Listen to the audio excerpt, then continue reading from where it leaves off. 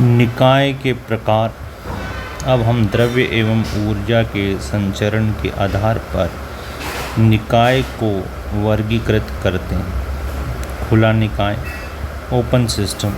एक खुले निकाय में ऊर्जा एवं द्रव्य दोनों का निकाय एवं परिवेश के मध्य विनिमय एक्सचेंज हो सकता है। उदाहरणार्थ अभिकारक एक खुले बीकर में लिए जाएं।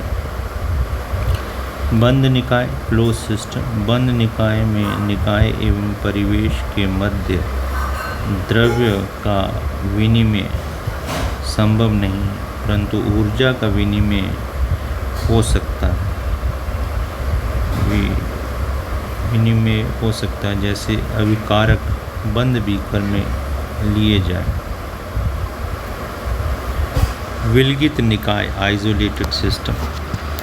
एक विलगित निकाय में निकाय एवं परिवेश के मध्य द्रव्य एवं ऊर्जा दोनों का ही विनिमय संभव नहीं होता, एक्सचेंज संभव नहीं होता। उदाहरणार्थ अभिकारक एवं थर्मस फ्लास्क में लिए जाएं।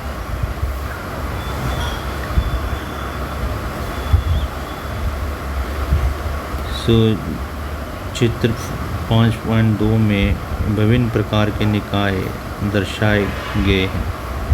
परिवेश, द्रव्य, ऊष्मा प्लस कार्य निकाय। इसमें क्या है, ये निकाय, ये परिवेश। द्रव्य, मास एंड ऊष्मा, ये विनिमय कर रहा है, एक्सचेंज। बंद निकाय में ऊर्जा जो है विनिमय कर रहा है और द्रव्य जो है, मास जो है, वो विनिमय नहीं हो पाता। विलगित निकाय मीन्स आइसोलेटेड सिस्टम में द्रव्य, मास और मैटर और ऊर्जा, हीट कैन नॉट एक्सचेंज। निकाय की अवस्था। किसी भी ऊष्मा गतिकी निकाय का वर्णन कुछ गुणों जैसे दाब, प्रेशर, आयतन, वॉल्यूम, ताप, टेम्परेचर एवं निकाय के संगठन, कंपोजिशन को निर्दिष्ट स्पेसिफाई करके किया जाता है। हमें निकाय को वर्णित करने के लिए इन गुणों को परिवर्तन से पूर्व एवं पश्चात निर्दिष्ट करना पड़ता है। आपने भौतिक शास्त्र में पढ़ा होगा कि यांत्रिक में किसी निकाय की क्षणिक अवस्था की व्याख्या निकाय के सभी द्रव्य बिंदुओं के उस क्षण पर स्थित एवं वेग के आधार पर की जाती है। ऊष्मा गतिकी में अवस्था का एक अलग एवं सरल रूप प्रस्तावित किया गया है।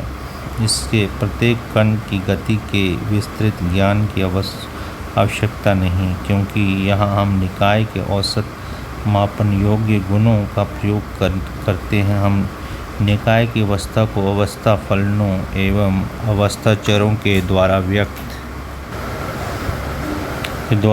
करते हैं। ऊष्मा गति में निकाय की अवस्था का वर्णन उसके मापन योग्य अवस्था स्थूल गुणों के द्वारा किया जाता है। हम एक गैस की अवस्था का उसके दाब, प्रेशर, आयतन, वॉल्यूम, ताप, टी, मात्रा एंड आदि से वर्णन कर सकते हैं। प्रेशर, वॉल्यूम, टेम्परेचर को अवस्था चर अथवा फलन कहते हैं, क्योंकि इनका मान निकाय की अवस्था पर निर्भर करता है, न कि इनको प्राप्त करने के तरीके पर। किसी निकाय का अवस्था को पूर्ण रूप से परिभाषित करने के निकाय के सभी गुणों का वर्णन करने की आवश्यकता नहीं होती, क्योंकि कुछ गुण ही स्वतंत्र रूप से परिवर्तित हो सकते हैं। इन गुणों की संख्या निकाय की प्रकृति पर निर्भर करती है। एक बार कम से कम संख्या में इन स्थूल गुणों को तय कर लिया जाए तो बाकी सारे गुणों का मान स्वतः निश्चित हो जाता है। आंतरिक ऊर्जा एक अवस्था फलन। जब हम रासायनिक निकायों की चर्चा करते हैं जिनमें ऊर्जा का निकास या प्रवेश होता है, तब हमें एक ऐसे गुण की आवश्यकता होती है जो निकाय की ऊर्जा। आंतरिक ऊर्जा एवं अवस्था फलन। जब हम उन रासायनिक निकायों की चर्चा करते हैं जिनमें ऊर्जा का निकास या प्रवेश होता है, तब हमें एक ऐसे गुण की आवश्यकता होती है जो निकाय की ऊर्जा का प्रतिनिधित्व करता है। ये ऊर्जा रासायनिक, वैद्युत या यांत्रिक ऊर्जा हो सकती है। इन सब का योग ही निकाय की ऊर्जा होता है। ऊष्मागतिकी में इसे आंतरिक ऊर्जा U कहते हैं।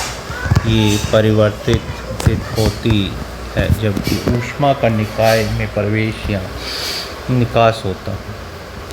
निकाय पर या निकाय द्वारा कार्य किया गया हो। निकाय में द्रव्य का प्रवेश या निकास होता है। कार्य। सबसे पहले हम कार्य करने का निकाय की आंतरिक ऊर्जा में होने वाले परिवर्तन की जांच करेंगे।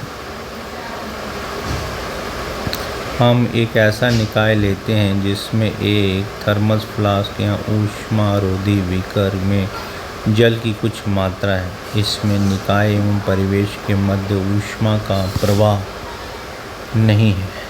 ऐसे निकाय को हम रुद्धोष्म एडियाबैटिक निकाय कहते हैं। ऐसे निकाय में अवस्था परिवर्तित को रुद्धोष्म प्रक्रम कहते हैं। इसमें निकाय एवं परिवेश के मध्य को ऊष्मा विनिमय नहीं होती। यहाँ पर निकाय एवं परिवेश को पृथक करने वाली दीवार रुद्धोष्म दीवार कहलाती है। So there is no exchange of heat between the system and the surrounding. एक रुद्धोष्म निकाय जिसमें परिसीमा से ऊष्मा विनिमय संभव नहीं है। अब हम निकाय पर कुछ कार्य करके इसकी आंतरिक ऊर्जा में परिवर्तन करते हैं। माना कि निकाय की प्रारंभिक अवस्था A है एवं इसका ताप TA तथा आंतरिक ऊर्जा U है। निकाय की अवस्था को दो प्रकार से परिवर्तित कर सकते हैं।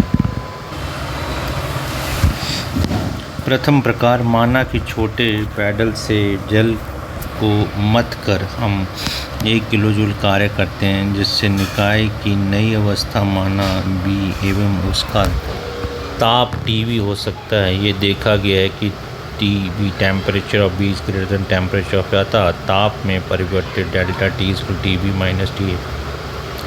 माना अवस्था B में आंतरिक ऊर्जा UB है और आंतरिक ऊर्जा में परिवर्तन delta U is equal to UB minus UA means internal energy. द्वितीय प्रकार, अब हम जल में एक निमज्जन छड़ इमर्जन रॉड डालकर उतना ही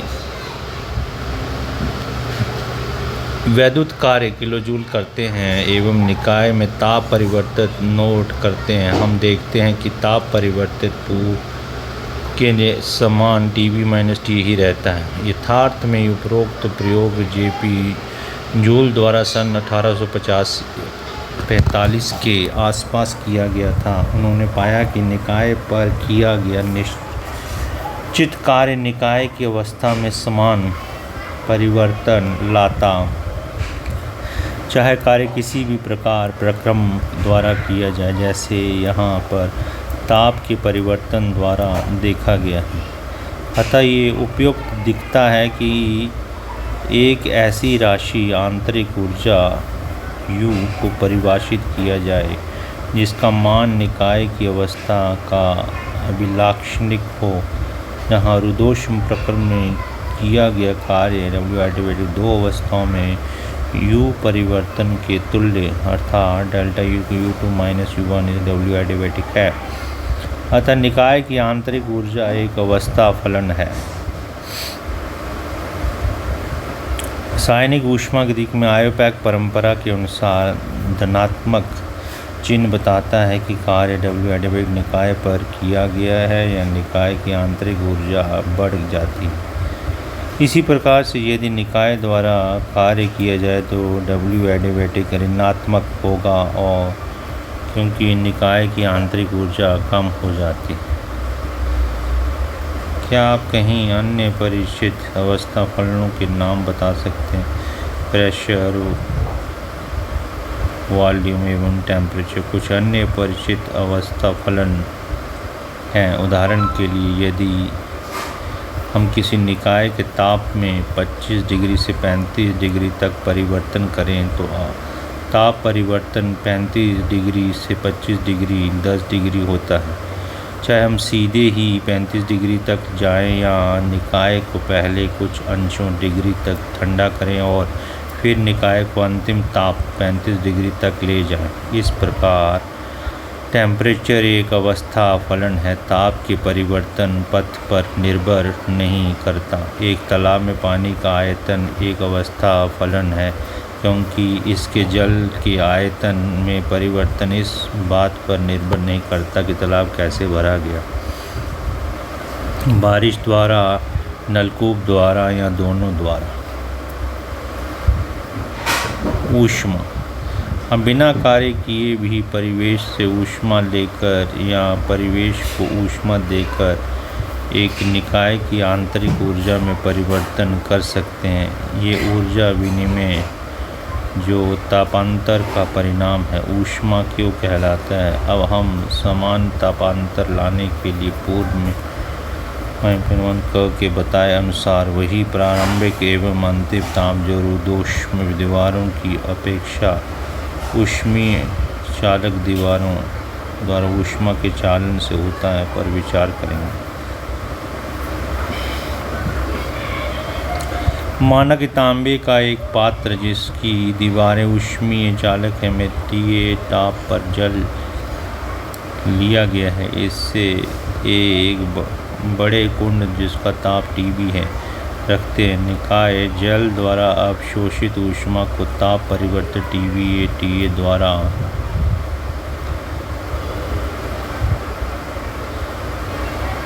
मापा जा सकता है। यहाँ पर भी आंतरिक ऊर्जा में परिवर्तन क्यों है, जबकि स्थिर आयतन पर कोई कार्य नहीं किया गया है। रासायनिक ऊष्मागतिकी मायपैक परंपरा के अनुसार परिवेश से ऊष्मा का स्थानांतरण निकाय में होने पर क्यों धनात्मक होता है और निकाय की ऊर्जा बढ़ती है, एवं ऊष्मा के निकाय से परिवेश की ओर स्थानांतरित होने पर क्यों ऋणात्मक होता है। परिणात्मता निकाय की ऊर्जा कम हो जाती है। सामान्य स्थिति, हम एक सामान्य स्थिति पर विचार करें जबकि आंतरिक ऊर्जा में परिवर्तन दोनों ही प्रकार कार्य करके एवं ऊष्मा स्थानांतरण द्वारा हो। उस स्थिति में हम आंतरिक ऊर्जा में परिवर्तन को इस प्रकार लिख सकते हैं: डेल्टा U = Q+W। एक विशिष्ट अवस्था परिवर्तन में परिवर्तन के प्रकार के अनुसार Q एवं W के मान भिन्न हो सकते हैं, परंतु Q+W डेल्टा U केवल प्रारंभिक एवं अंतिम अवस्था पर निर्भर करेगा। ये परिवर्तन के प्रकार से स्वतंत्र है। यदि ऊष्मा या कार्य के रूप में परिवर्तन न हो बल्कि किया निकाय, अर्थात यदि W = 0 एवं Q = 0 तब डेल्टा U = 0 है। समीकरण अर्थात डेल्टा U Q+W ऊष्मा गतिकी के प्रथम नियम का गणितीय कथन है। प्रथम नियम के अनुसार एक विलगित निकाय की ऊर्जा अपरिवर्तनीय होती है। ब्रह्मांड भी एक विलगित निकाय है, अतः नियम को निम्न प्रकार से भी कहा जा सकता है: ब्रह्मांड की ऊर्जा परिवर्तनीय है। सामान्यतया इसे ऊर्जा के संरक्षण का सिद्धांत कहते हैं, अर्थात ऊर्जा न तो नष्ट की जा सकती और न ही इसका सृजन किया जा सकता है। नोट एक ऊष्मागतिकी गुण जैसे ऊर्जा एवं एक यांत्रिक गुण जैसे आयतन में अंतर होता है। हम किसी विशेष अवस्था में आयतन का तो निरपेक्ष एब्सोल्यूट मान निर्दिष्ट कर सकते, परंतु आंतरिक ऊर्जा का निरपेक्ष मान निर्दिष्ट नहीं कर सकते। यद्यपि आंतरिक ऊर्जा में परिवर्तन डेल्टा यू ज्ञात किया जा सकता है।